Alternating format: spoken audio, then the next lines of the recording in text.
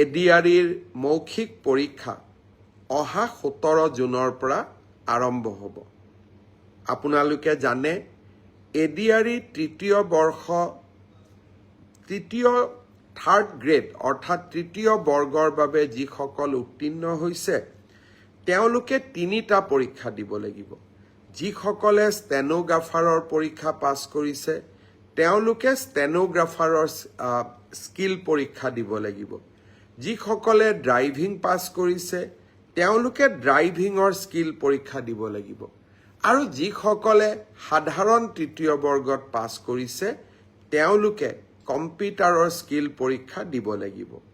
আনহাতে চতুৰ্থ বৰ্গত যিসকলে পাছ কৰিছে তেওঁলোকে অৰেল আৰু স্কিল টেষ্ট দুইটাকে একত্ৰিত কৰি এটা মৌখিক পৰীক্ষাত তেওঁলোকে বহিবৰ প্ৰয়োজনীয়তা আছে আৰু আপোনালোকে সেই পৰীক্ষাত বহিব লাগিব।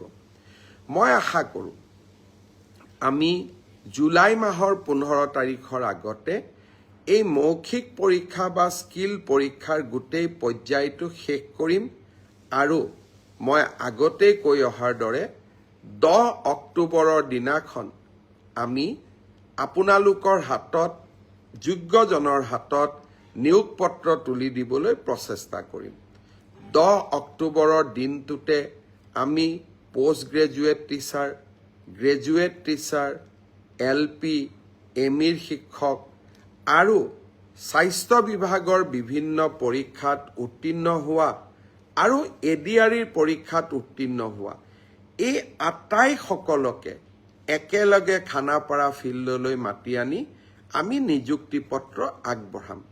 মোক কোনোবাই সুধি থাকে পুলিচৰ ৰিজাল্ট কেতিয়া দিব।